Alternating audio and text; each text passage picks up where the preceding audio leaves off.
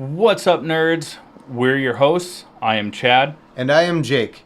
This is our weekly podcast where we explore the world of nerd from TV, movies, games, comics, news, and books. We will give you our opinions, theories, and oftentimes spoilers. We will also have friends and experts as guests on the show to elaborate further on those topics. But be prepared. We like to have a few drinks, so buckle up. If you want to support our show, like, share, and subscribe wherever you enjoy your podcasts. You can also become a premium subscriber over at buymeacoffee.com/allthingsnerd. So let's get into it. This is the All Things Nerd podcast.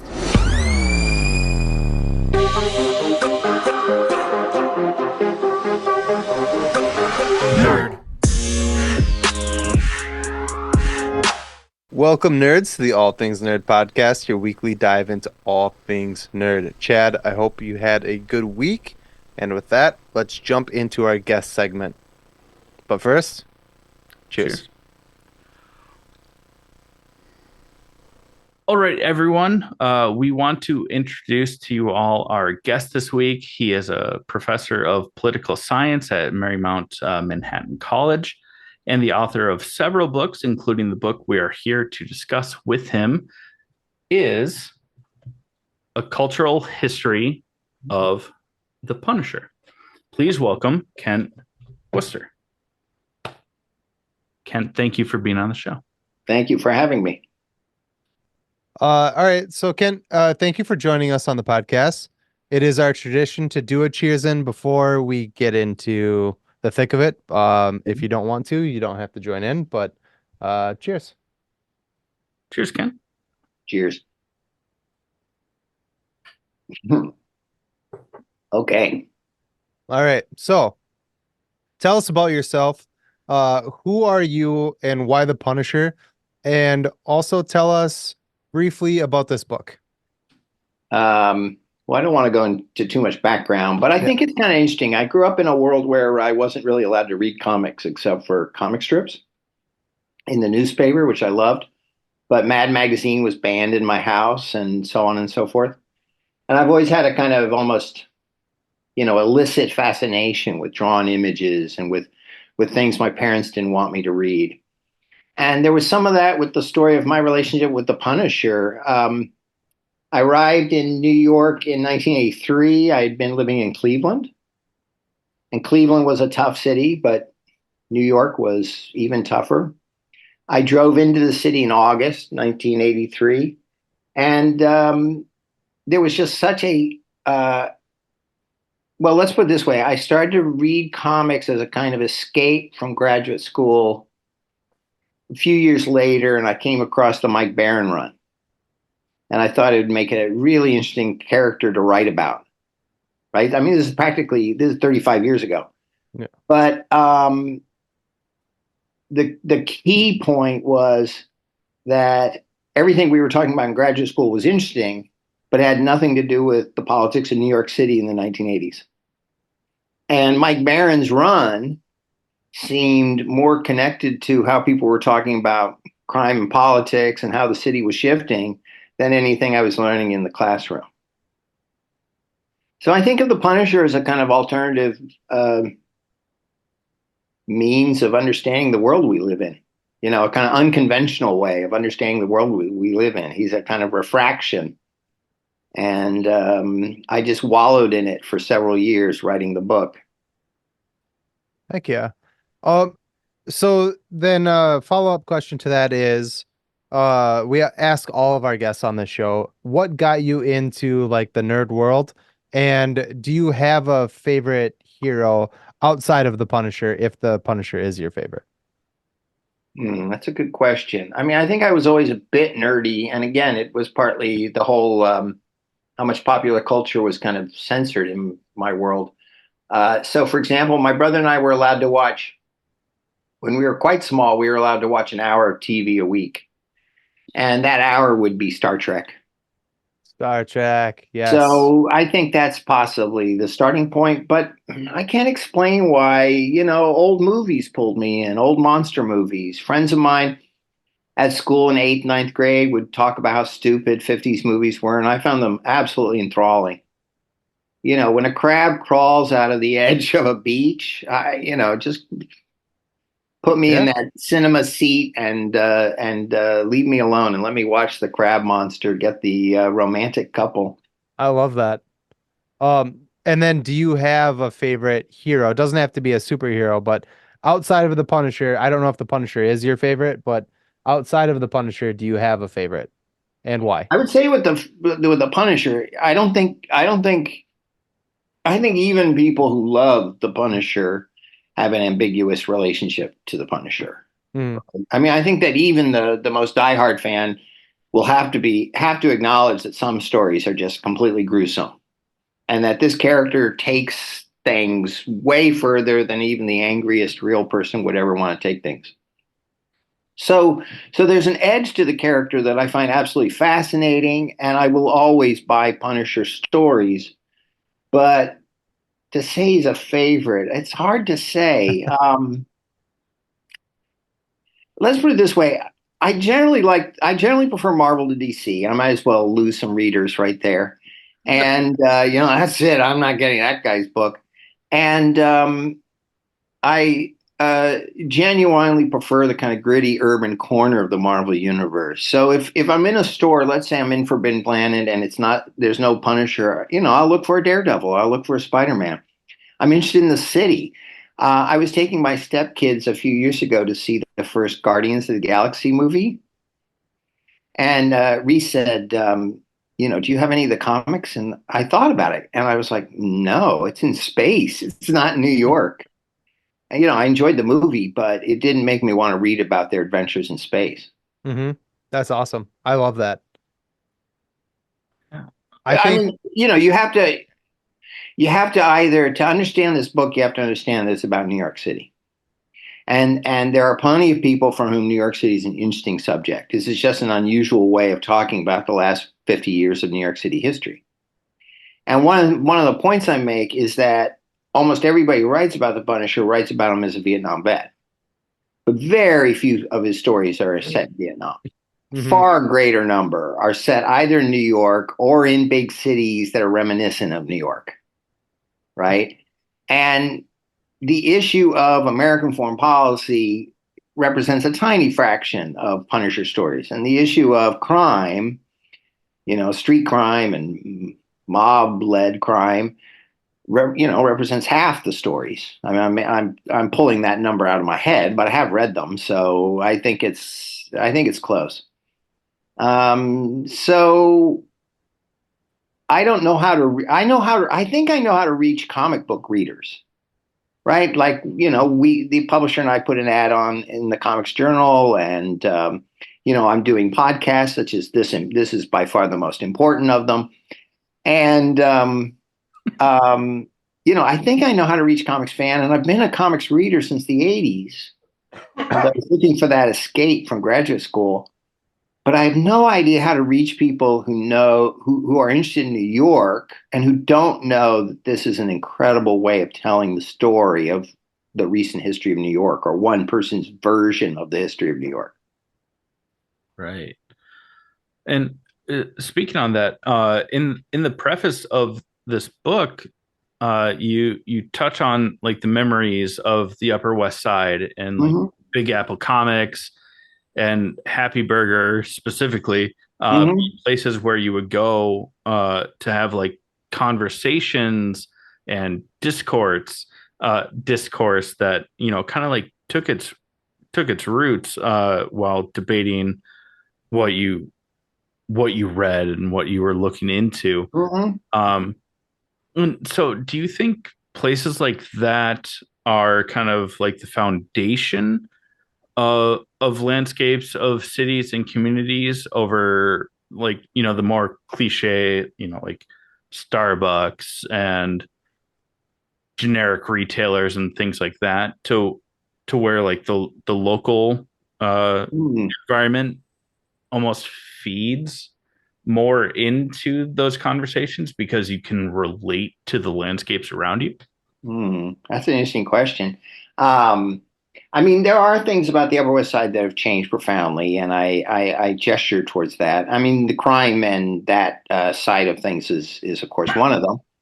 But some of the eccentricity has been squeezed out by high rents. I remember there used to be a store in the 90s in Columbus that was called Opera and Comics. And he sold opera CDs, opera sheet music, and superhero comics in just big piles. And that kind of just idiosyncratic vision is harder to find. And some of it's retreated to the outer boroughs or further out in search of cheap rent. But it's still a 24-hour city, and it's still a city wrestling. I mean, let's put it this way. It's a city where crime not only dropped under, say, Giuliani and Bloomberg, but then it just stayed low until COVID, right? I mean, all during de Blasio. And you might say, well, de Blasio did this right or Bloomberg did that right. It doesn't matter. The crime rate was sort of astonishingly low. And then COVID knocks it up. And within the publication of the first like quarterly report on the murder rate, and there's a tick up, and people are like, "Oh my God, it's the '70s. The '70s are back." You know, the scars are so deep that the trigger is just a feather, right? It's a hair. It's like, "Oh my God, bam, the city's back to where it was." So I'm interested in kind of rhetoric and reality and the way in which our rhetoric shapes reality and the way in which reality itself does have its own. There are actual facts, and far fewer people are going to die at gun or knife violence at the hands of people, strangers or neighbors or family, in 2024 than in 1979 or 1989. Yeah. But how we talk about it is not necessarily an exact reflection of what's actually happening. So I think those terrors are part of the story. Oh, this is kind The of story of the Punisher, right? I mean, it's part of the story of New York and it's part of the story of Punisher. And I'm not sure there's any character in literature, not just comics, who captures. I mean, you have to go maybe to Death Wish, Paul Kersey, but a character who captures that kind of New York trauma. Yeah, I think you kind of answered this already a little bit, but I'm going to ask it anyway because we have it written down. But Okay. so through your understanding and research, how how do you feel about Frank Castle becoming such a cornerstone in the Marvel comic and graphic novel world so quickly, despite being of like a brutal vigilante, compared to many of our, the friendly neighborhood Spider-Man, and stuff like that. And then how do you think this changed comics and storytelling in general through that medium? Hmm. Well, it does take 10 years for the character to go from being trigger happy to being grim and gritty. Mm, It's that crucial Steve Grant, Circle of Blood limited series that recasts the character. And I think it does in an interesting way. I mean, I was in a way surprised how interesting the story of Circle of Blood is, how much it is part of the story of comics in the 80s, that we don't talk about it alongside Watchmen or Dark Knight. But to take a character who had been that badly treated, right? He's shooting at cabbies. He's this sort of stick figure for Spider-Man to make fun of, right? Like mhm. you got problems, Buster. And then to take this character and to say no, no, no, no, no. He takes it seriously. He takes himself seriously. The world he lives in justifies his anger. And then he runs into a conspiracy, which is weirder than he can imagine. And I think Stephen Grant solved, I don't want to say he solved the problem, but he's one of the writers like Barron, like Ennis, who found a way of taking a character who's in a very tight little knot, right? I mean, he's very constrained. He doesn't have powers. He's always going to shoot. He's ridiculously angry. So he's there's so many things that are pre-given. And you have a small number of writers who found a way of making it very fresh. And Grant's way, I think, is one of the interesting ways. Because what he did was he took this character who's very two-dimensional and put him in this three-dimensional world. And he's like, I don't want to know that. I just want to know who the villain is. And the warden's like, no, no, it's more complicated. They're respectable citizens, and you don't really understand what's going on. And the Punisher's like, I don't want to know about Gray, damn it. I just think that's a intrinsically interesting use of the character. The angry man who comes up against something he can't quite understand. I think there's a lot of mileage in that.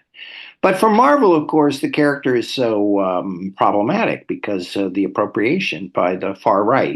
That Unite the Right rally must have been just absolutely shocking for people in Marvel. Because you have, we shall not be replaced, and the this group and that group shall not replace us with Patches, Frank Patches. Oh, there's a question later on And in let's just say that is why he's in the transdimensional realm, right? I Yeah. mean, that's where you send a character to depoliticize him. Yeah. Like, what do you mean he's a political character? He's surrounded by monsters. He's in a green goo environment. Yeah. Fuck, man. Yeah. New York City. I'm not going to do There's it. no No, New I'm York going to City wait. in this story. Well, okay, I'm going to do it. I'll just do it. Please. So this was a question that we had for later, but you're kind of getting there already. Yeah. There, Sorry. so yeah. So, so I'm just reading it from Sure, how we have it please. written down. But as a follow up to that, how do you feel? What are your thoughts on the logo change recently because of the right making the Punisher symbol like such a right wing Look, thing? Like, how do you? And then they changed the symbol now, and then the right wing, being so against it. Like, how do you feel about that? yeah, I mean, I don't feel moved. I don't want to be moved by or against the right. I don't want them in my head in that way. Mhm. I don't want to like his logo because the right doesn't. Right. I hate that kind of lack of independent thinking, Do you really. do you Uh, think that? I think Marvel overproduced Punisher comics. I think Mhm. Marvel kind of blundered into this over a period of decades, right? Where Mhm. they take a character who is just so intense, so he is such a. The phrase I use in the introduction is that he pushes open the Overton window, right, of what's acceptable. Okay, so what is the Punisher's answer? Shooting people. How many people? Tens of thousands. Okay. And he's on the cover of a comic that's being sold to all ages audience. Yes. So I think that little nutshell thing, Marvel pump out, especially late 80s, 90s, pump out Punisher stories. And sometimes it's not even stories. Think about the 10 issues of the Punisher Armory, right? Which might have, I think, be sold. I don't remember it saying for mature audiences. Maybe it did, but so a company that produces a comic book that offers survivalist instructions in how to amass weapons of mass destruction in your basement. And then they're sort of surprised that the character is adopted by people who are angry at the government.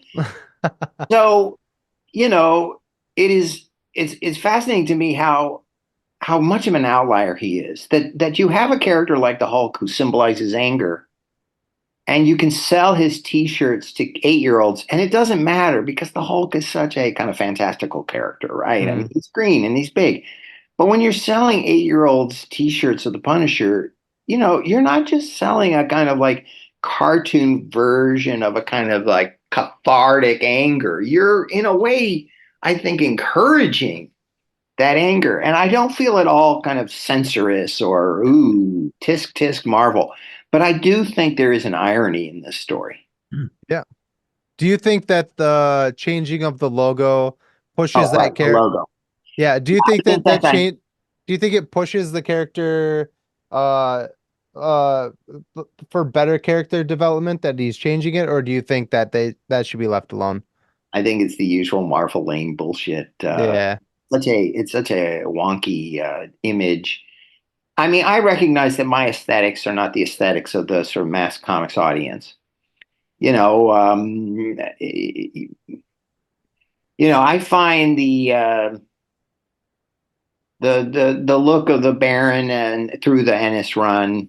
I actually think a lot of the Punisher's been well drawn, well executed.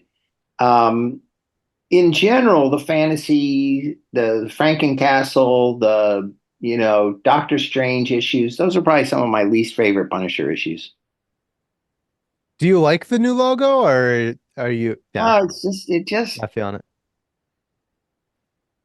it just feels like a corporate effort to depoliticize a character, and that it's too late. The horse led fled the barn. Yeah. Civil society now owns the character.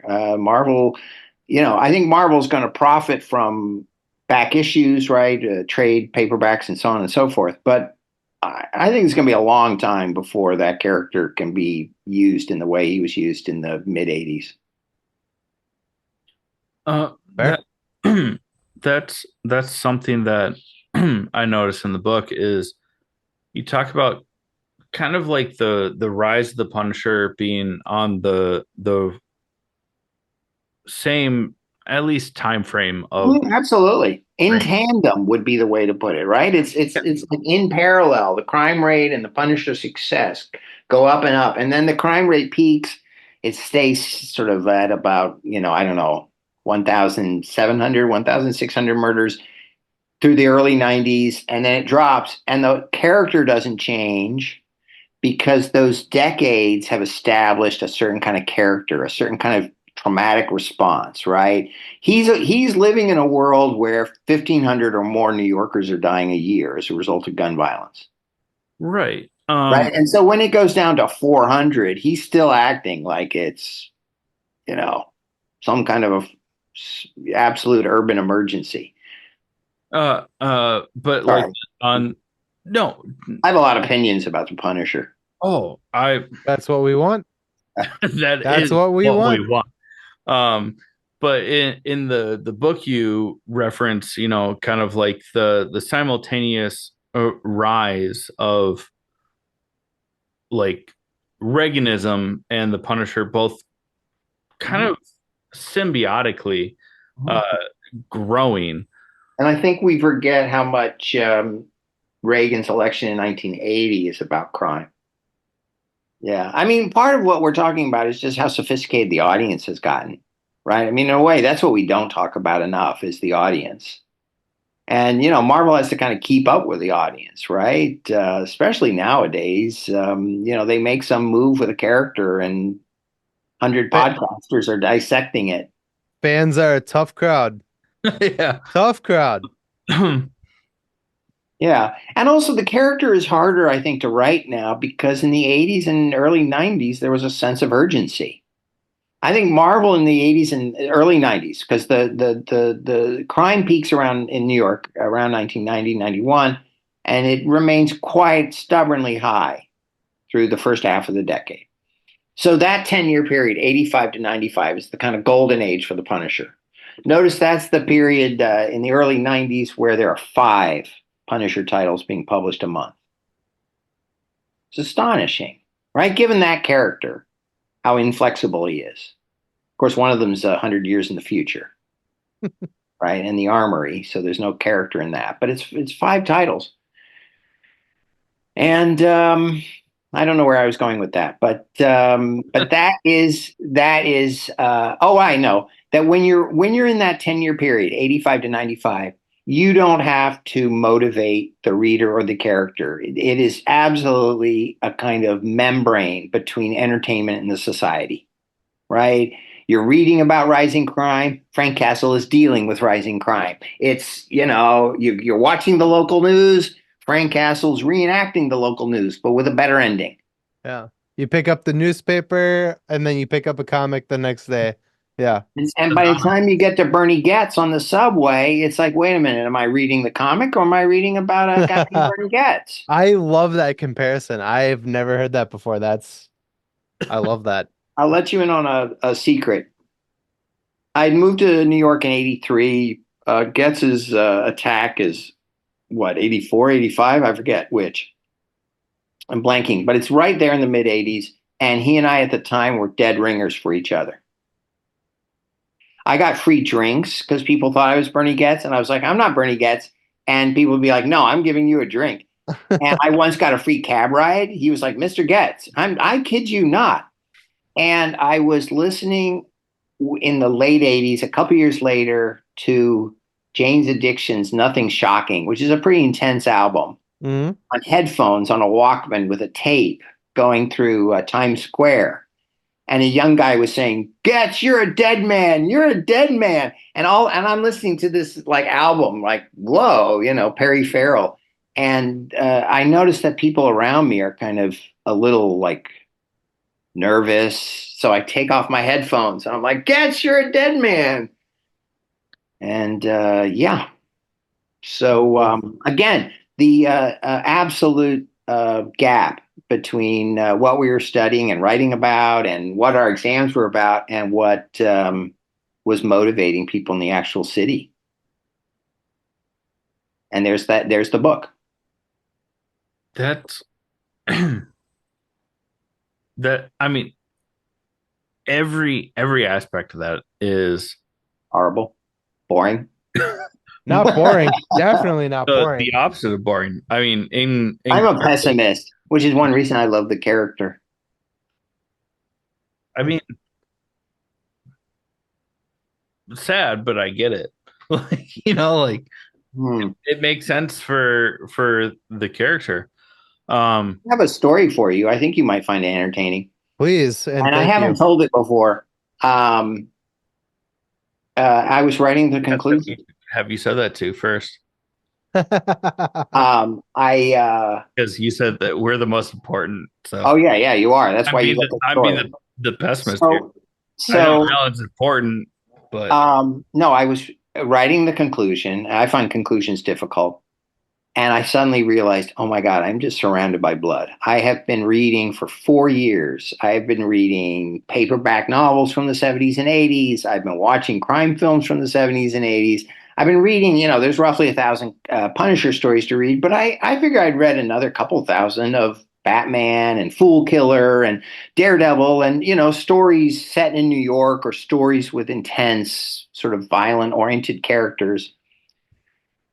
And I was like, oh my God, this is too much. This is just beginning to infect my, nighttime, right? I'm dreaming about, urban New York in the 70s. And so with a friend, I started watching studio era film musicals. And I found that Judy Garland was the safe space that my soul needed after 4 years of Frank Castle. That's amazing. I love Judy Garland. Oh yeah, she's Do you think what's the worst thing about Garland is how people fixate on the Wizard of Oz, and that's like the least interesting part of her story. Yeah, so she'd already done a whole bunch of interesting movies. Yeah, and my mom was a big fan, and I saw a lot of Judy Garland growing up. We're both from Minnesota. Oh, I thought you were going to say from Enchanted. What's the name of the place she goes to? The fantasy land, Oz. I thought you were going to say we're both from Oz. Yeah, we're both from Oz. I do have a tattoo of the Wizard of Oz, but we won't get into that because it's degenerate. No, but it is striking how if you spend your time in, let's say 80s, 90s pulp culture, right? I read all the Death Wish books, all the Dirty Harry books, right? Some of them are novelizations, but there's like 10 Dirty Harry books where he's just doing stuff, right? He's going camping and he suddenly has to kill people. It's like, well, I thought I got away from this. You go back to the culture of the 30s and 40s and they're bottling all that stuff up, right? They are not talking about themselves the way that the culture does in the 80s and 90s. I mean, there is just such a emphasis on, everybody being happy. Let's say in things like musicals. So it is a yin yang situation. I have both sides as a nerd.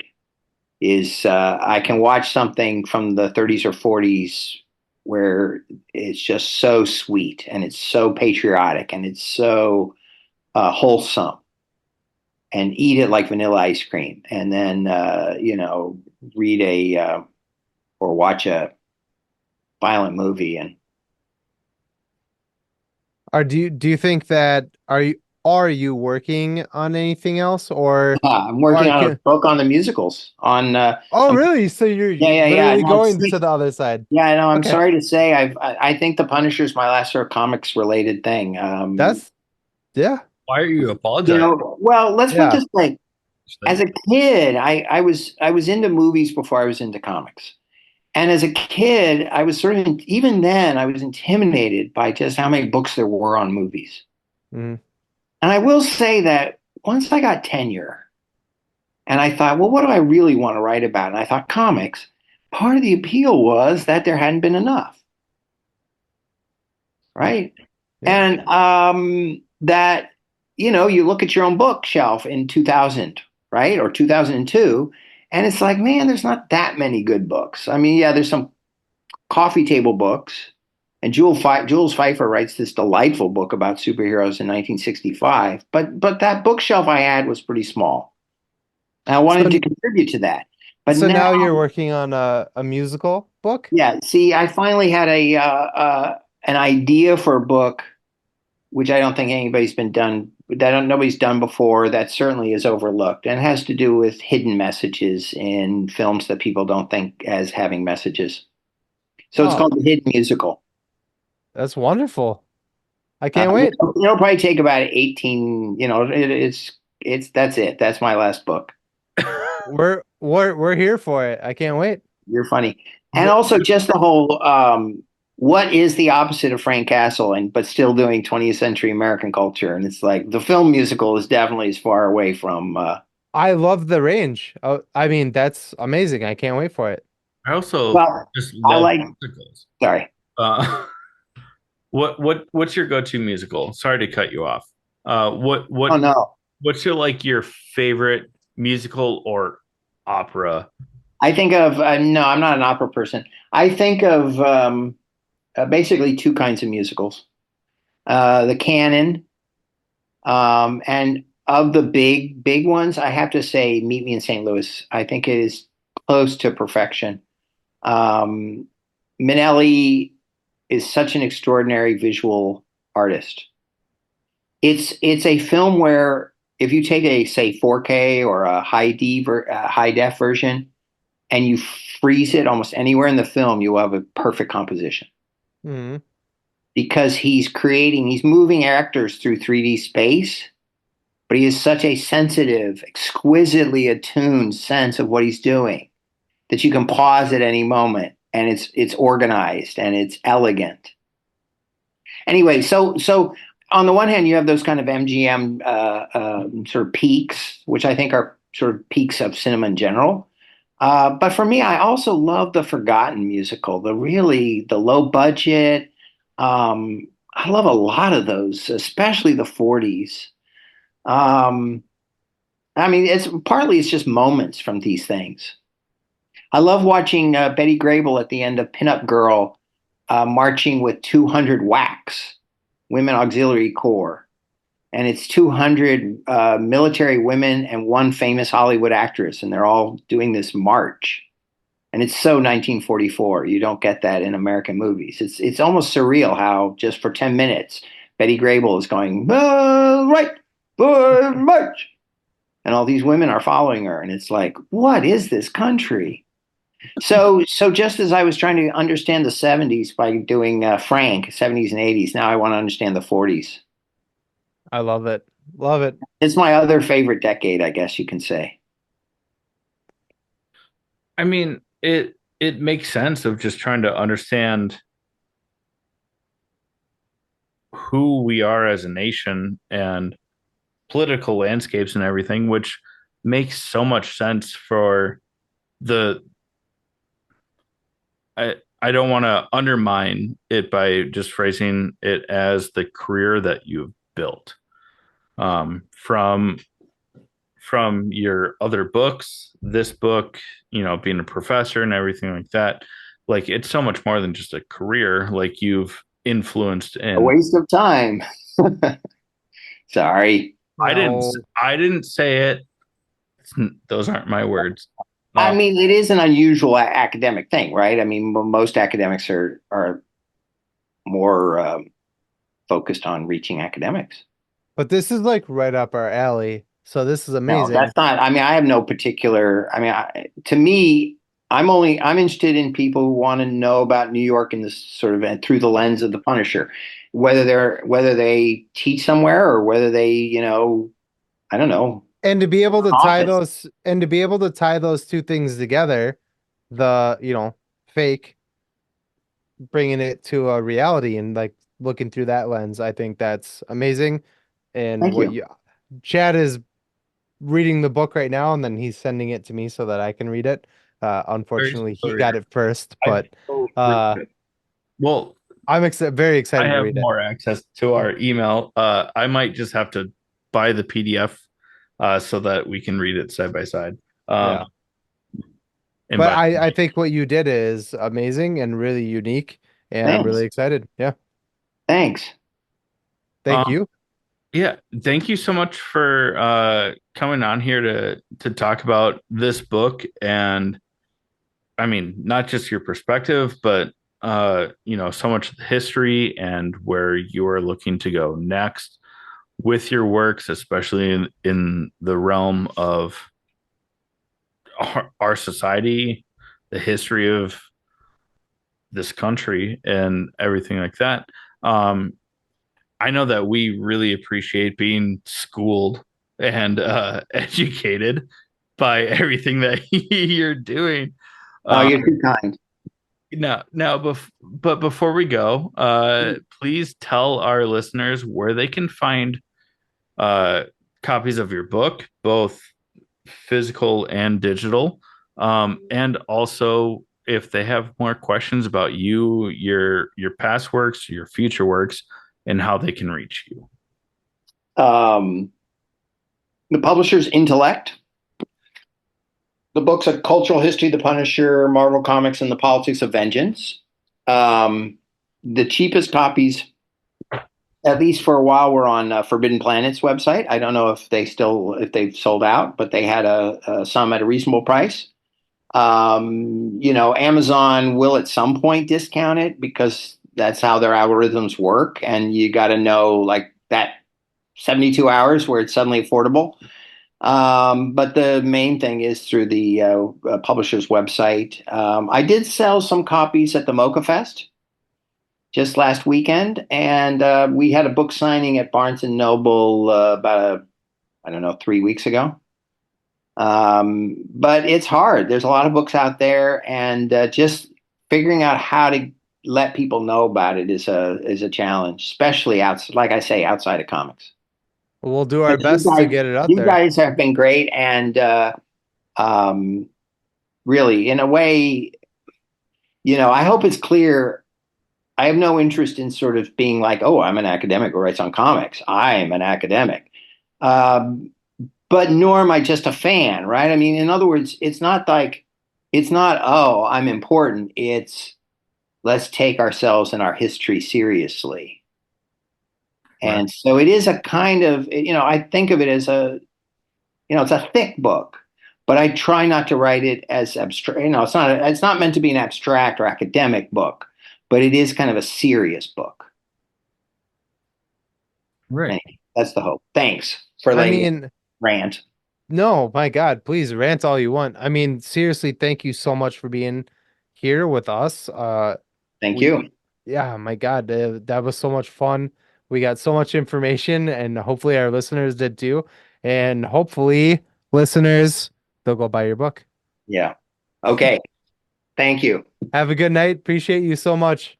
Appreciate it as well. Thank you. Bye. Wow, that was such a fun interview. Speaking with Kent, dude is so smart and so aware of everything. Yeah, I feel like maybe we were a little less educated for that conversation. We tried. We tried. I feel We like tried hard. I feel like we had some good questions. We Yeah. pulled some things from the book, or from this most recent book. I mean, he's written several, but yeah. Yeah. Yeah. Has yours shown up yet? I think it came today, so I'm gonna start reading it ASAP. He only sent us one initially for our listeners, which Chad got, and then he sent me one. Yeah. 'Cause he's the best. He autographed mine. Yeah, with red lipstick. He just like kissed it.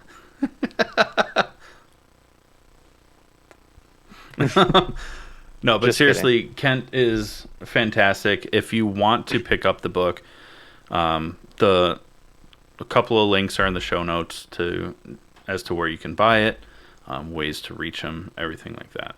So check that out. Let's get into our first sponsor, which is our long-running sponsor of Raise Energy Drinks. It's a great energy drink with 0 calories, 0 sugar, and 0 crash.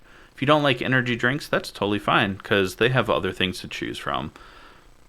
Supplements, protein-packed desserts, just protein powder, things like that. Listen up, learn how to save 15%. We'll be right back with some trivial nerd suit. What's up, nerds? I wanted to take a minute and talk to you about Raise Energy, an incredible energy drink that provides max energy with 0 crash. Raise Energy takes a giant leap of faith with instilling a high-quality formula to bring a powerful, yet sustained, energetic experience to help you push your workouts and focus to the next level. Perfect for anyone at any time, empowered by their refresh formula technology, Raise Energy delivers a performance-enhancing energy drink that aids in multiple different categories that include targeted focus, better recovery time, improved clean energy levels, and a boost in stamina and hydration. But most importantly, every can of Raise Energy has absolutely 0 calories, 0 sugar, and 0 carbohydrates to give you a smarter and healthier option. So don't settle for an energy drink that contains more sugar and carbohydrates than you can count. Instead, head over to repsports.com. That's REPPSPORTS.com and use the promo code NERDPODCAST at checkout for 15% off your order. Or if you don't know what you want, go ahead and click the link that's in the description to get a $50 sample pack for free. All you do is you cover the cost of shipping.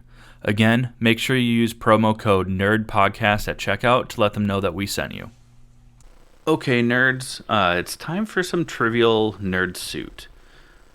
This week's question is for Jake, and it is provided by Marty over at DigiCat Tech. If you would like to submit a question to try and stump one of us, please reach out to us on Instagram or through our website. You can find links to that over at allthingsnerdpod.com or on Instagram as at allthingsnerdpod. And either send myself, Chad, a message to try and stump Jake, or vice versa for the other way around. Jake, are you ready for your question this week? Ready.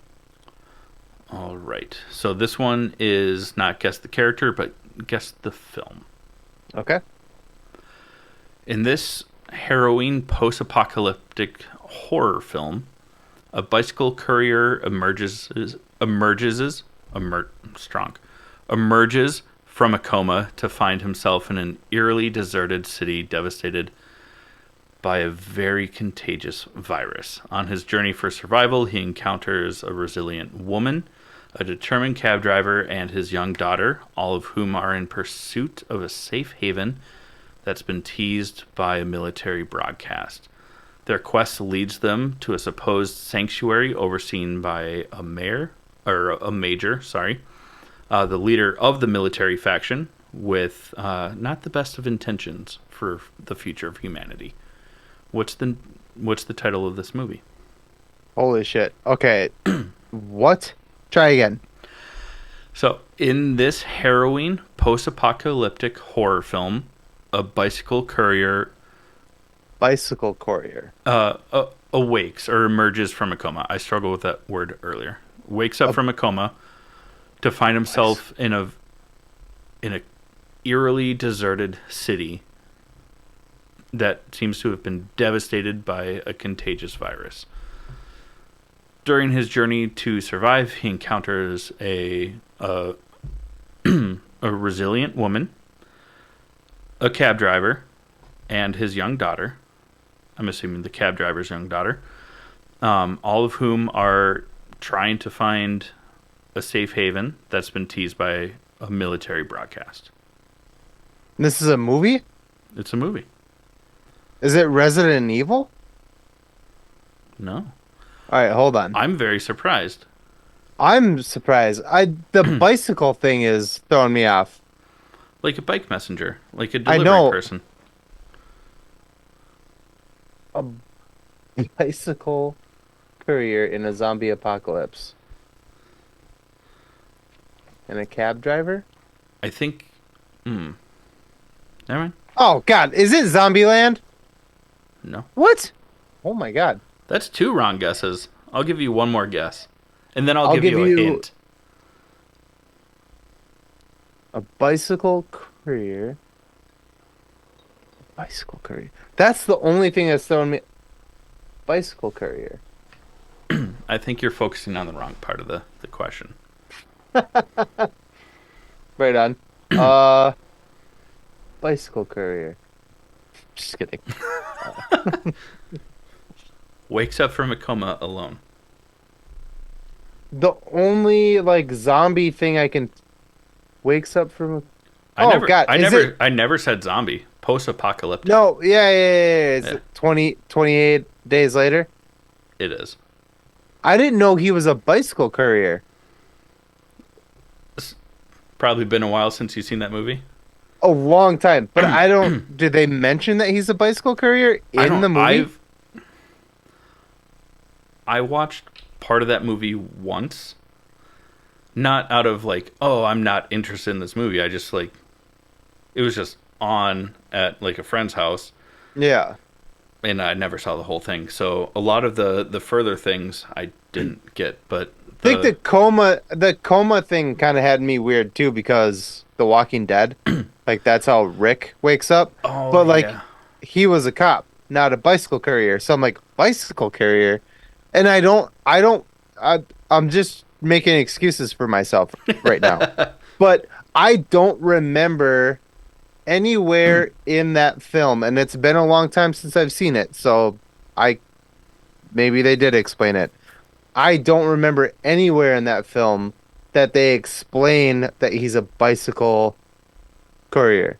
So like that's what was throwing me off. I'm like, what are you, bicycle courier? Like why is that even a fucking that whatever. Could have been as a way to throw you off. It could have been like a blink and you miss it, because I didn't know that either. But knowing that it was a movie and that he's waking up from a coma to this post-apocalyptic nightmare, I was like, 20 days later. Yeah. No. Yeah. That's a good watch too. I'm a little bummed I didn't get that on the first try. So that sucks. But I do like these the past couple weeks where we're doing the guess the movie rather than like, I like the way we started it too, like a mixture of those things, but yeah. But it's nice to have that variation of like guess the character, so it's not just like one constant thing, you know. I do like this. I am a little bummed I didn't get that on the first or second guess. I'm bummer. Surprised that you didn't, because you have told me that I should go back and rewatch this movie because I've never seen it all the way through. Yeah, you get to see Cillian Murphy's dick. Our listeners think that they can also stump us with movies and characters. Minded questions, yeah. Yeah. Reach out to us. Tell us who you want to stump, and send the question. You want to know? Will be something on our Instagram in the next week or so. All right. Let's get into some nerd news.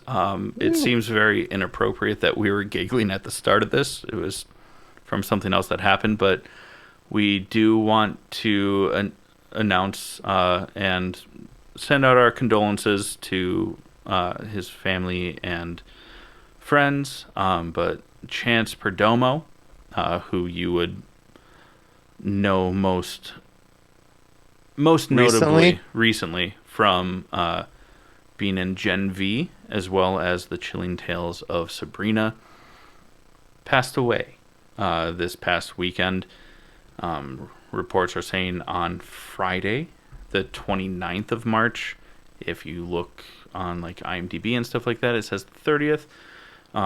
But he did pass away from a motorcycle accident, which is, I mean, first off, super sad, very unfortunate. He was just 27. Just starting to get some notoriety for his acting. Plus, Gen V is awesome, and they're working on season 2 right now. Yeah. So, I think will probably see him in season 2 because I think they did some of that already. Yeah. My immediate thought would be that they maybe, I don't know if that's in poor taste, but either kill his character off or replace him. I don't know. Yeah, or maybe it's very sad. A black noir situation where then moving forward he's just in costume. We don't know. Yeah, very sad. I mean, he's 27, just a kid, so young. I mean, yeah. So yeah, rest in peace, Chance Perdomo, and our condolences go out to your loved ones. And it's always tough to like go into the next segment. But we wanted to start. We've made the mistake in the past of like talking about a bunch of happy things and then ending on a sad thing, and we're like, nah, we should do that the other way around. Yeah. So we started with something sad, and now we're going to talk about some exciting nerd news. So take that information as you will, and we will start talking about some exciting things that are coming up in the nerd news. This is one that I'm particularly excited about, especially after we went through the whole trial. We were all there in spirit with Johnny Depp and Amber Heard. Johnny Depp is making his return to acting finally after all of this shit happened. There are rumors that he's going to be in Beetlejuice as a small role, but awesome because we love Johnny over here at the All Things Nerd podcast. But also he is starring in a movie alongside Sydney Sweeney called Day Drinker, and it is a supernatural thriller. So I'm very excited to see that. I grew up on Johnny Depp movies, and I would very much like to see him come back. I would too. Yeah. Also, like we talked a little bit last week about the first couple of episodes of X-Men 97 and the immediate hate that it got from people that don't understand the X-Men. But what's really cool is that J.P. Karliak, I don't know if I'm pronouncing the last name correctly, but who voices Morph in X-Men 97, has kind of been clapping back at some of the hate, especially towards Morph. Being like, obviously these people that are throwing shade don't understand the X-Men, and claiming that they made Morph gay. No. It's like shapeshifter, non-binary individual. Saw Wolverine in the shower. I mean, like, I get it. But like, it's also one. Even if that wrong pronoun, because Morph is a non-binary individual. If they were to have romantic feelings towards male counterparts, first off, who cares? Like, it's good storytelling and it's representative of people in society. Why is it a big deal? It's not. It's an animated show that's supposed to show kids that anybody can be more than what they're born as. Yeah, and you probably, if you're upset by this, you maybe missed the fucking point. The X-Men are, or X people, X-Force are they are castaways. They're people that society doesn't accept, and they're finding their own way to make it. And if that to you is like, well, they're all gay, then guess what? You're probably right, and that's probably the fucking intent. And you Yeah. just went like this. For those of you not watching, I did the motion of my hand going over my head. Yeah. So you're dumb. Very dumb. Plus, again, at the end of the day, like, it's a TV show that's very enjoyable. Why are you nitpicking it as a way to show your hatred? Like, just Because when they stop. were kids, they didn't understand those innuendos That- that were still very present in that cartoon. yeah, and as because adults, they were they're very like, hey. present in the '60s for the actual comics. Like, come on, just And be better or shut up. Like, other potentially, we say potentially because we don't know for sure, but it is rumored that Finn Jones is going to be returning as the immortal Iron Fist in the MCU. Danny Ryan? This comes from a post that Finn Jones himself put on his social media of a comic of Iron Fist. Very cryptic.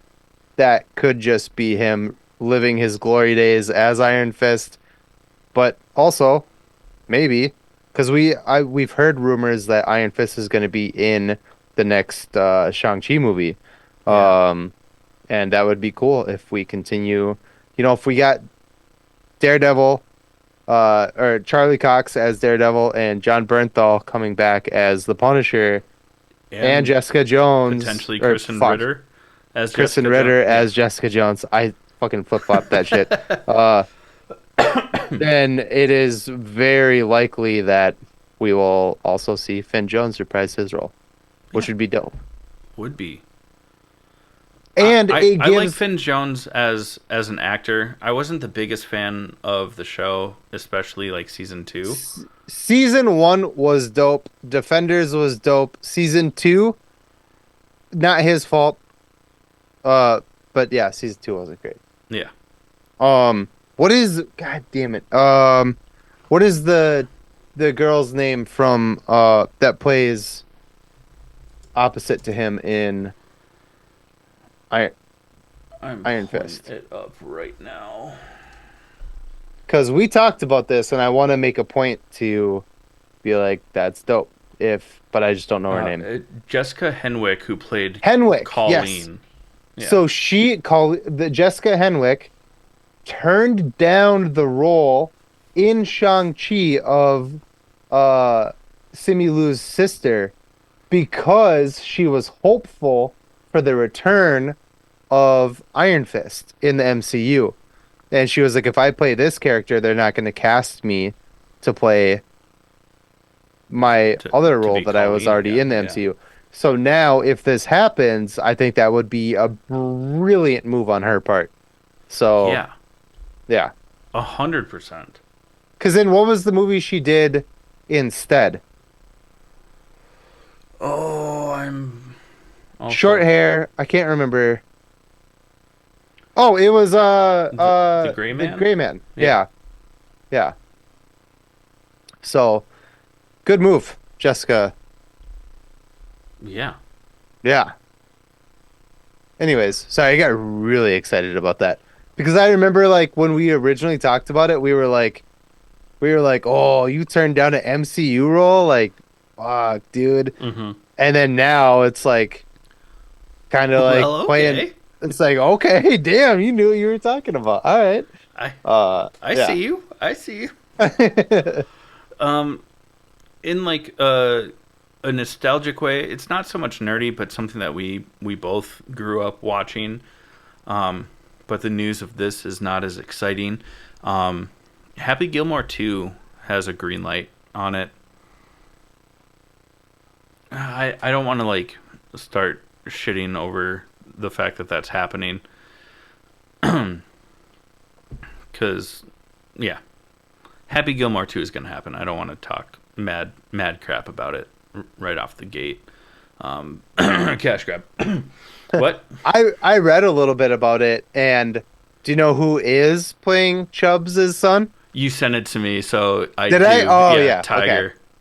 Tiger Woods. That, I mean, It's better than Chris Rock. mwah, perfect. Yeah. Yeah. Because No, you and I no were, offense, Chris Rock. I you love and I Chris were Rock, making but jokes. Obviously not on camera for this, but just when we were talking, we're like, "Oh, who's Kevin James gonna play?" You know, like yeah. that's a good casting for Chubbs Jr. Yeah. Um, I'm okay with it. but yeah. I haven't seen Tiger Woods act in anything, so you know. But we might get like another Kevin Garnett Uncut Gems sort of character Yeah, maybe. where you're like, okay, okay, Yeah. The other one, or another one, not the other one. Another one is Ready Player 2, which is the sequel to, you guessed it, Ready Player 1, is finally in development, which is pretty cool. I don't know if you saw, I know you saw the first one, but to our listeners, I don't know if you have seen the first one. It is definitely worth a watch, especially if you're a gamer, movie enthusiast. I mean, it really, the cameos, and I mean, they're all animated cameos, but they're fantastic. yeah, Yeah. I don't know anything else about the movie, so about the sequel coming out anyway Yeah. but I'm I excited know that about they're it. based on books. I liked the first one quite Yeah. a bit. So, Also, it's rumored that Boyd Holbrook, which you would know from like Logan, the latest Indiana Jones, the Dial of Destiny. There's one other big one that it's slipping my mind that I just saw him in. Alien versus Predator. No, not that one. Oh. Hmm. Anyways, Boyd Holbrook is rumored to be playing Harvey Dent in The Batman 2 from Matt Reeves. I don't hate the casting. I'm actually very excited and okay with the casting if this turns out to be true. But I'm a pretty big fan of Boyd, Yeah. so but yeah, we've just I'm talked cool in with the past about how like Josh Josh Hartnett. Hartnett, yeah. that was also a rumor. So Yeah. that he was maybe going to play Harvey Dent. And after seeing him in Oppenheimer as like a stuck-up kind of prick, I think he could play Harvey Dent really Yeah, well. it like kind of But- cemented that like fan cast desire for him to be in that role. Yeah. But I'll take Boyd. I like Yeah. Boyd. I think he'll do well. Yeah. Absolutely. He kind of, whatever. I don't want to go into it, but whatever. um a short film, it's only like 7 or 8 minutes long, was recently released to YouTube. It's called The Spider Within. This is a in between Into the Spider-Verse and Across the Spider-Verse. It is a short film that takes place in the middle of that, about Miles struggling with the stress of being Spider-Man, balancing school and failing grades and lying to his parents, and because of this, a paralysis demon manifests and kind of haunts him until he is able to not fully unload, but talk to his father about it and kind of like get that off his back. It was really cool for how short it was. Yeah. I mean, what you kind of have to expect that from the team behind Into the Spider-Verse, Across the Spider-Verse. What's really cool that I didn't know, like I had heard some like people online mention the Spider Within. I didn't know anything about it, and then you sent it to me, and I thought it was a trailer. And I was like, what is this? And then it was like 8 minutes long, and it's just like the full short film. But then I started like looking more into it, and it was in partnership with like a mental health awareness charity called the Hero Within. Ooh, I didn't know that. And the the thing is that everyone has things that with their mental health, even Spider-Man. And it's really cool. And I'm pretty sure that all the profits, I know that it's just like streaming profits from like YouTube, creator funds online and stuff like that. But all those profits are going back into this charity, which is pretty cool for like mental health awareness, mental health assistance and funds, which is really awesome. I love this. As cool as that is, you know what's not fucking cool? That Beyond the Spider-Verse was supposed to release on March 29th of this fucking year, and it got delayed. We were supposed to get that Carmichael. shit. They took We were it from me. supposed to get that yesterday. God damn it. That makes me mad. And now it's delayed until later this year to early 2025. Like, why is it delayed that far? When it was supposed to release, it's done. The movie is done. Give it to us. It's my movie and I want it now. Called J.G. Wentworth. I have a structured settlement. It makes me so mad. I want to see it so bad. They left it on such a big cliffhanger. I've watched it like 4 times. I said it 4 times. That's a lot for you as someone who likes to rewatch films, but you're usually like, I need like 6 months. Pace myself a little bit. Yeah, but it's having been a son, and trying to get him to watch cartoons that aren't dancing fruit on YouTube helps a little bit. Okay, fair. Speaking of cartoons and animated things that aren't dancing fruit, episode 3 of X-Men 97 came out this week. And what? There's 2 Jean Greys? Yeah.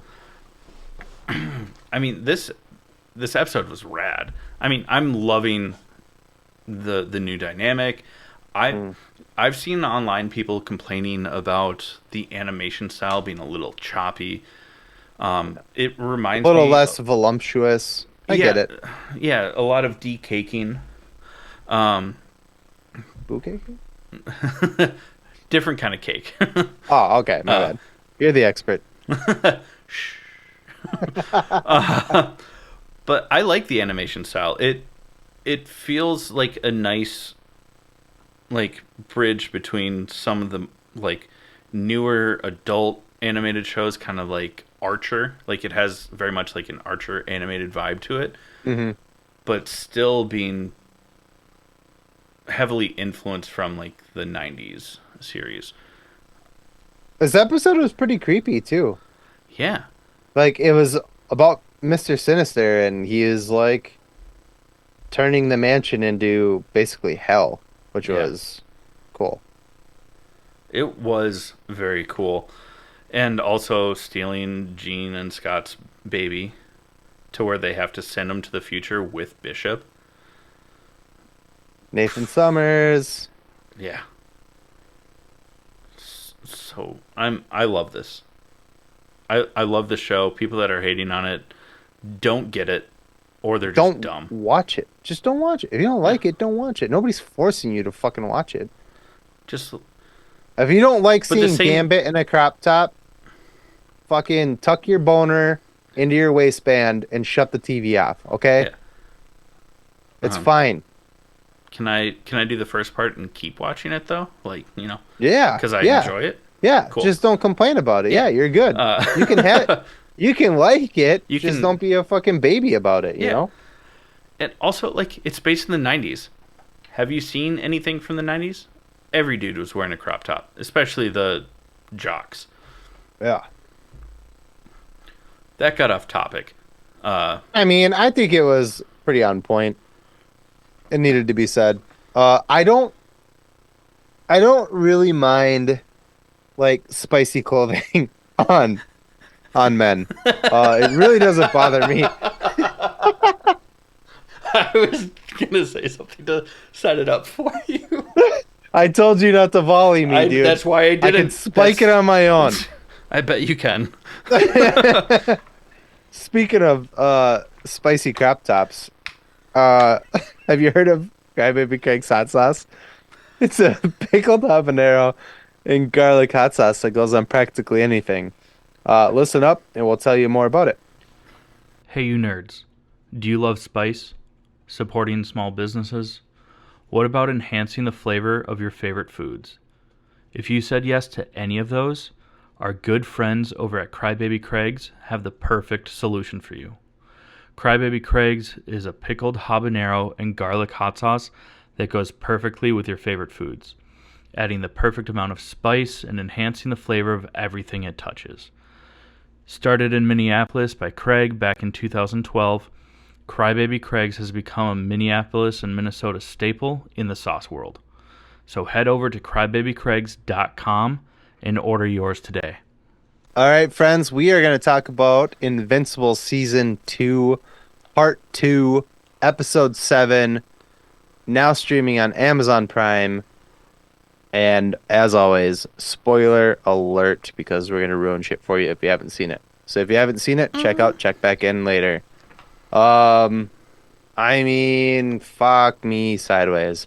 This show does not let you down, ever. No. Even Ever. the slow episodes were like, oh, that was a slow episode. Still incredible. Yeah.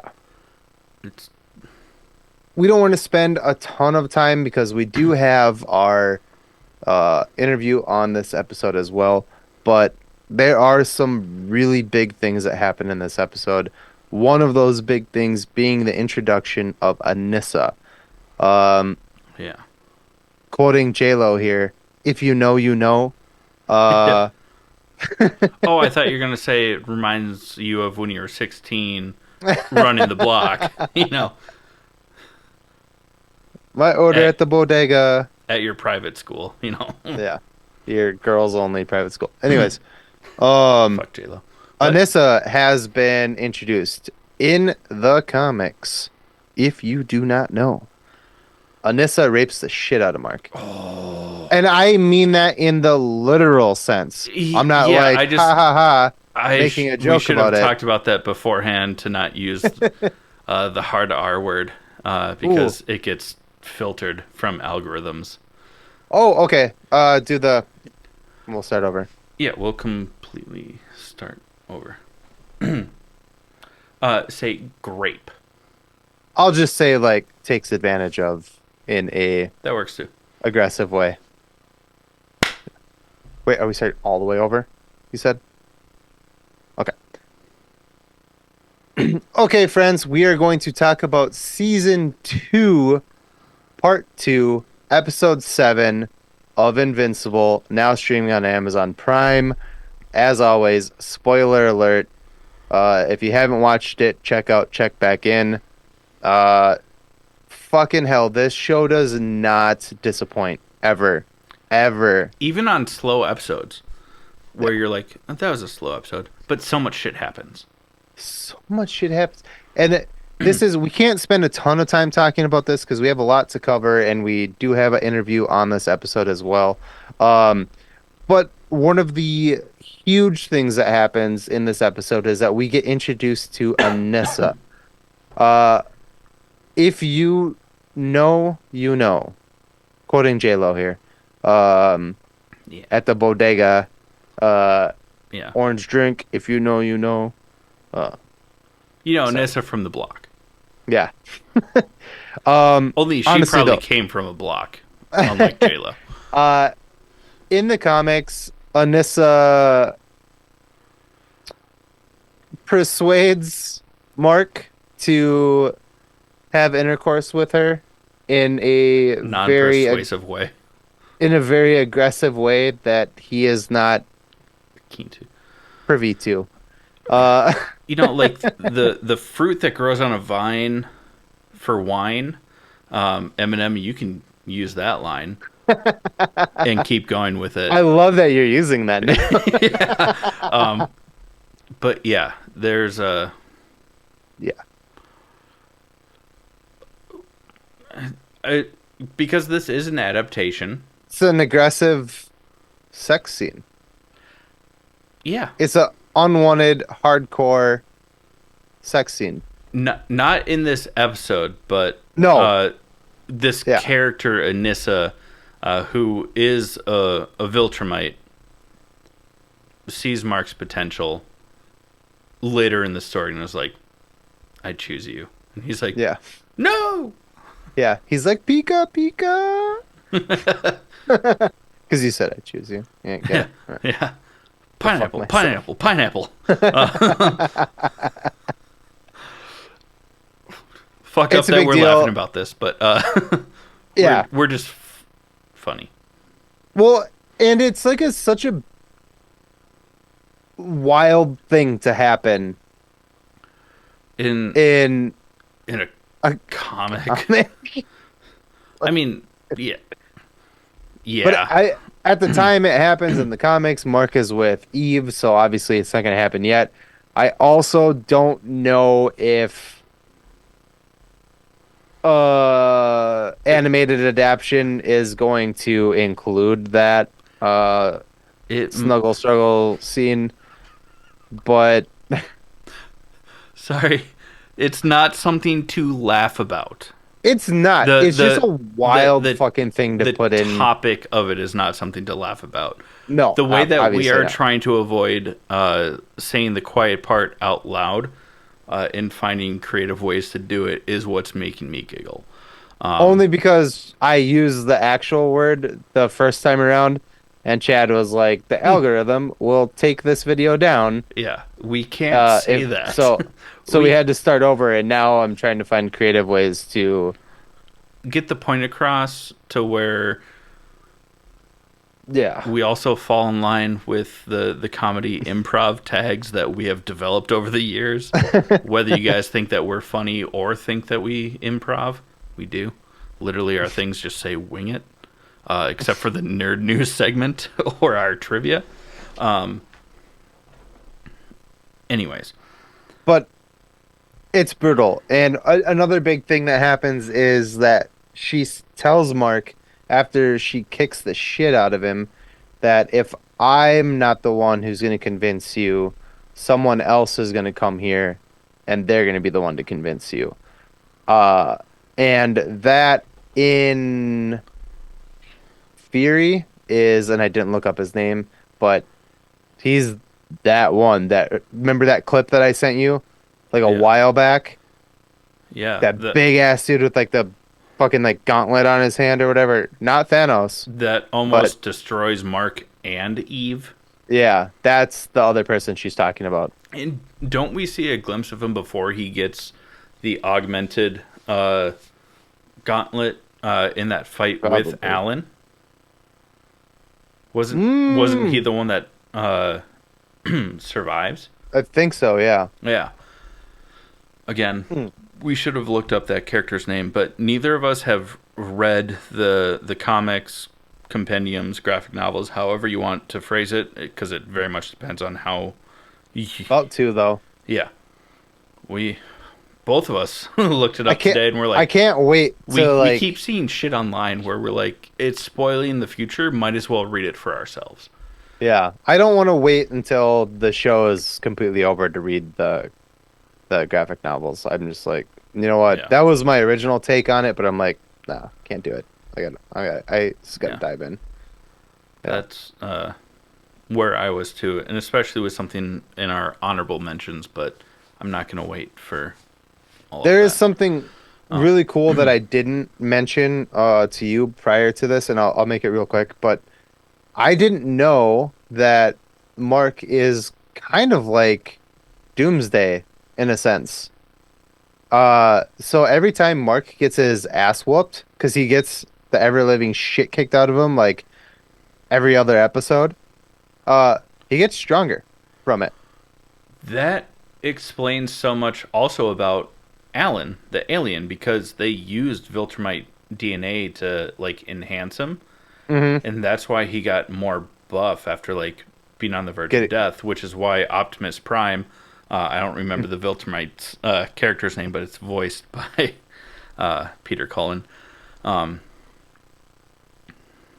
why he like took him off life support. He's like, either you die or you come back stronger. Yeah. I And didn't if know that either. That's and if you see the comic covers like online, because again I haven't read them yet, but if you see the covers towards the later ones, Mark is a fucking unit, dude. He's not he's not the what skinny like would you kid he say, is like right a now. G He's like unit? fucking jacked. So Oh, J uh unit. Okay, yeah, not not a jaked. not Not not jaked.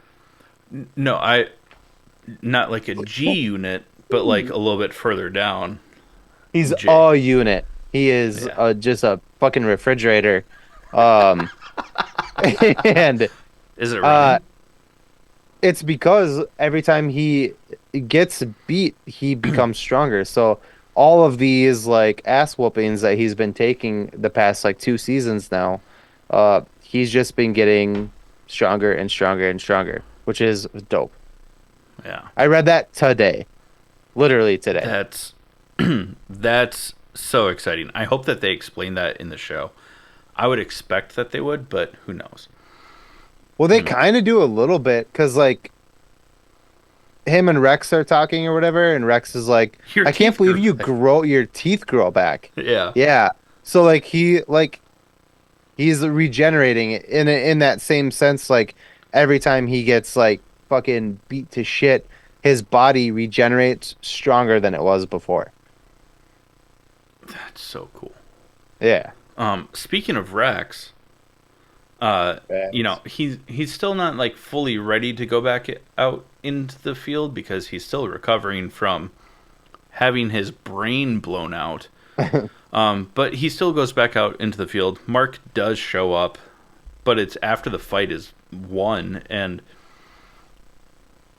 we like my theory about Rex's mechanical arm was partially right. It does have like a cannon in it that dispels his power, but I thought that that was going to be the thing that like shot his like explosive discs. Instead, it's just a fucking cannon. Yeah. But what was cool about it was he like did the Spider-Man like thwip Hmm. before the cannon like extended and then fired. And why is that cool? Oh. Okay. 'Cause it's So like a fucking A. tease, you know. Fucking A. So we talked about this when we were talking about this forever ago when we oh my god, I worded that so poorly. We talked about this when the voice cast came out for season 2. Hmm. Um and the Keaton, what's his first name? Josh Keaton. Yeah. Josh Keaton. I almost said Andrew for some reason. Josh Keaton, who voiced Spider-Man in the cartoons back in the day, was listed on the voice cast list. He has not shown up thus far in this season, but he is supposed to be in this season.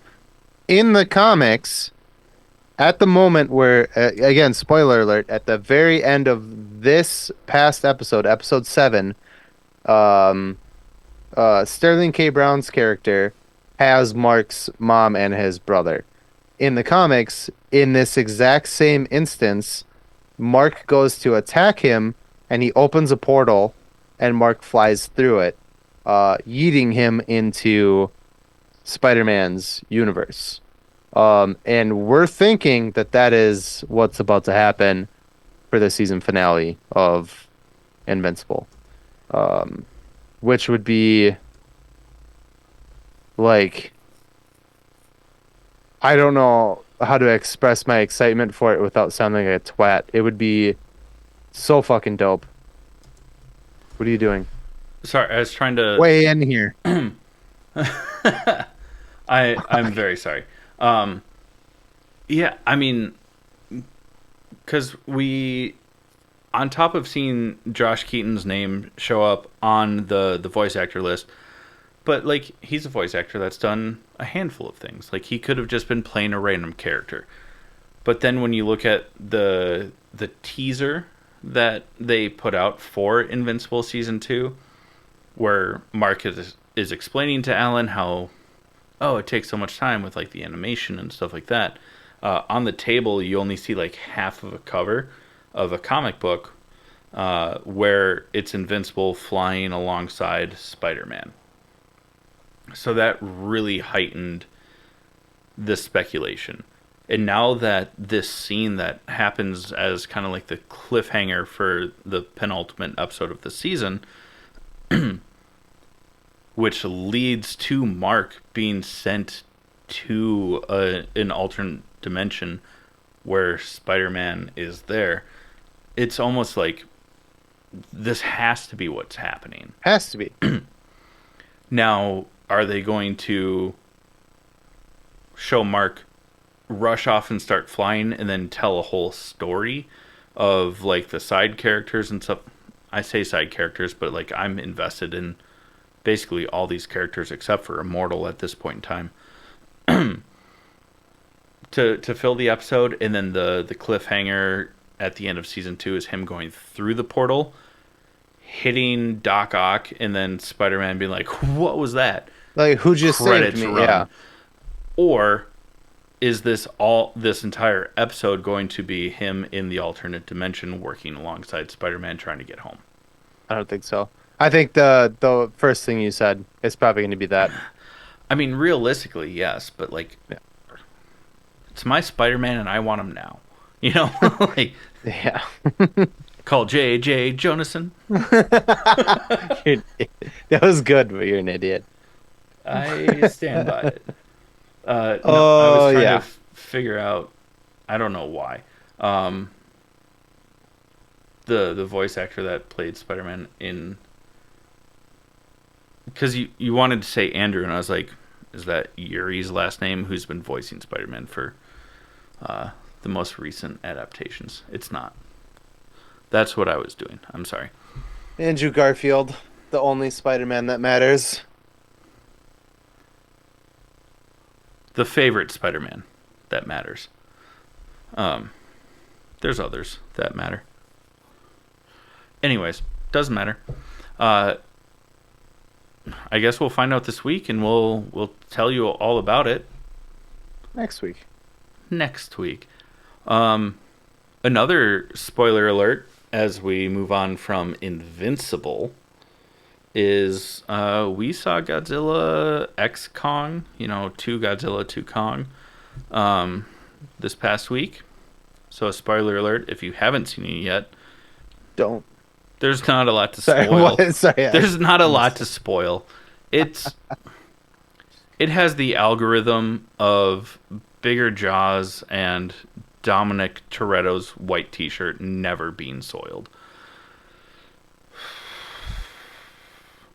There are funny moments. It looked cool. The graphics are cool. The fight scenes are Planet of the Apes. I mean, I was gonna say like enjoyable, but like you kind of gotta like roll your eyes at it at the same time. Yeah, I mean, I was waiting for one of the Kong-esque assailants just to be like, "What a wonderful day," and then see the Statue of Liberty in the background, and Mark Wahlberg being like, "Ah!"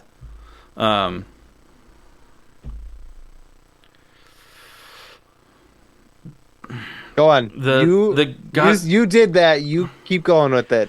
Did that. I'm not. It's just that the Godzilla Kong like team up movies have started to embrace the cheekiness and badness.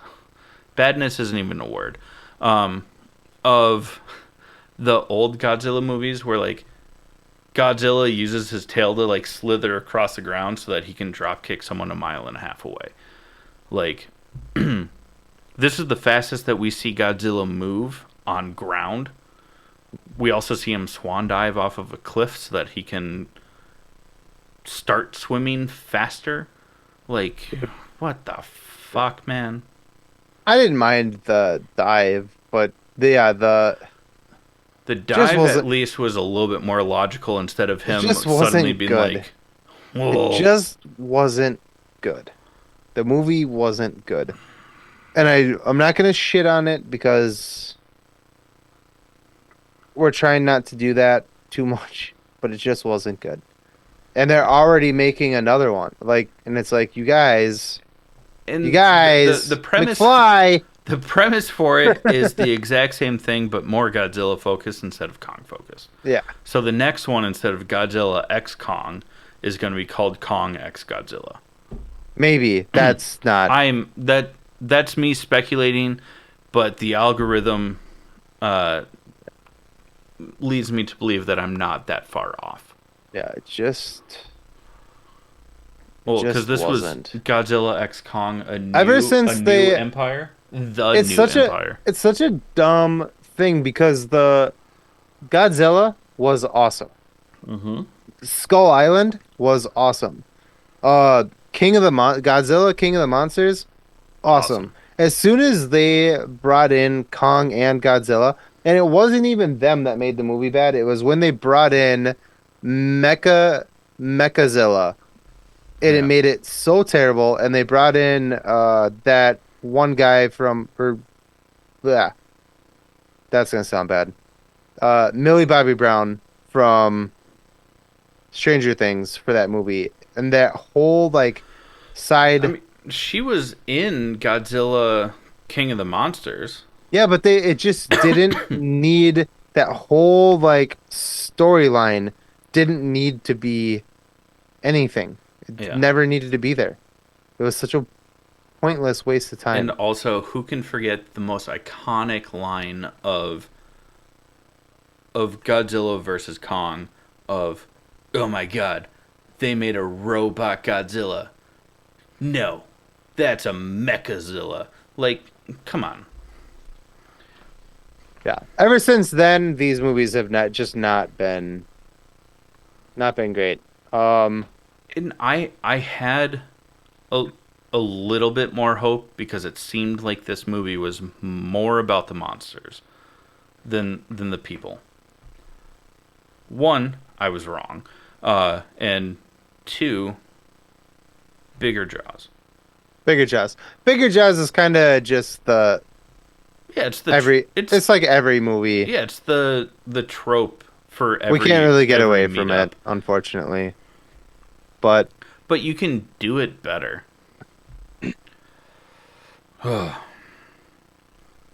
Any final thoughts no, on no. this? Okay, cool. Then we should probably start closing out this episode.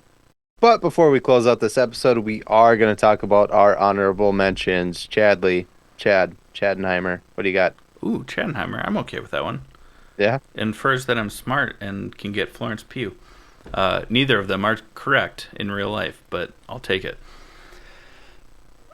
That was a weird way to accept a weird nickname. My honorable mentions that actually stand out is I rewatched Logan.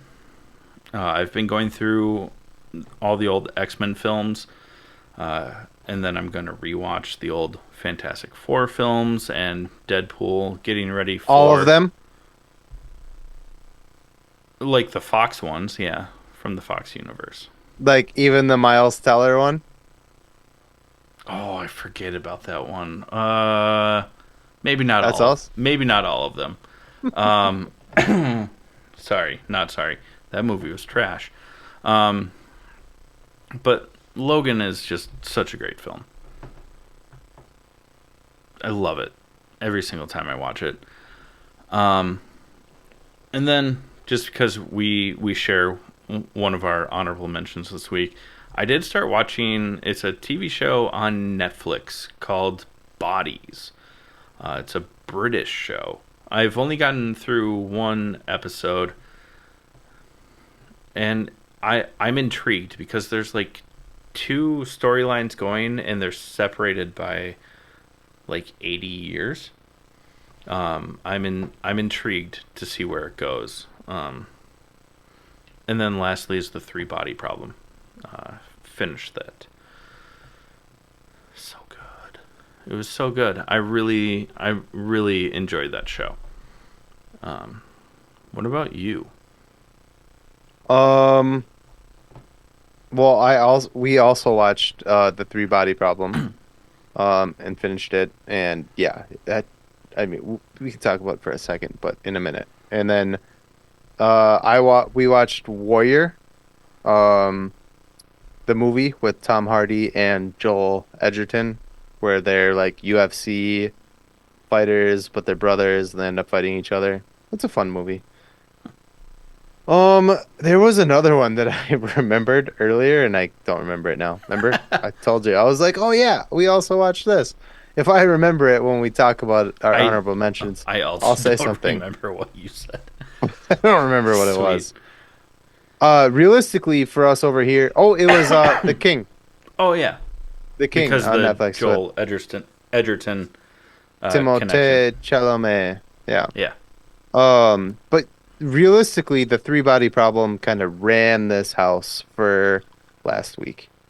That show is addicting and wild and insane. I mean, there is is it episode 3, the boat? Episode 3 or 4, but yeah, it's like in the first half at least. I won't spoil it, but holy fucking shit. Yeah. Holy fucking shit. Think Ghost Ship. I spoiled it. Sorry. Yeah. But what's rad about this show is it's kind of along the same lines as to why I really love the show The Expanse, is because it's science fiction done with more science, which is awesome. It grounds the show in such a unique way compared to space operas, in Star Wars, Star Trek, Rebel Moon, even Dune. Don't put that movie in there with those. Technically, it's considered like, a science fiction space opera. It's not great, but, things like that. Where this actually, they have science working with it. Also why Interstellar is rad. The show is awesome. I'm so stoked. I bought all 3 of the books. I forgot to read the first book before season 1 came out. So I don't know where season 1 ends in correlation to the first book. But I will be reading those before the next season comes out. Hopefully the next season comes out. It hasn't been green. I think it did pretty well though. Yeah. People were talking about it quite a bit. I think it did pretty well. So I assume we'll get another season. I hope so. Yeah. Anything else that you watched that needs to be mentioned, to put on people's radars? Nah. Close it out, dude. Fantastic. Well, if our listeners like the show and they want to support us, the best way to do that is to do what, Jake? Oh, give us your money. Yeah, we would love that. The best place to do that is over at buymeacoffee.com/allthingsnerd. Let us know that it is this podcast and not our other podcast that sent you there, so that you get member exclusive merch that relates to this show.